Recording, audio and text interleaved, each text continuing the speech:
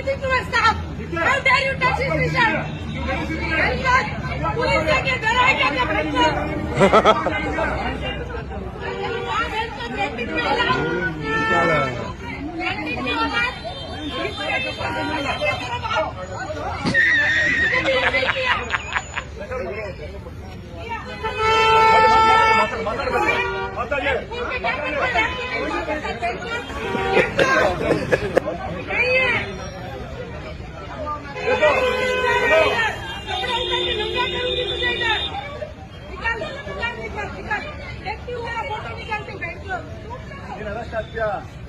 ಮಾತಾಡೋದು ತಪ್ಪ ಹೇಳ್ತೀನಿ.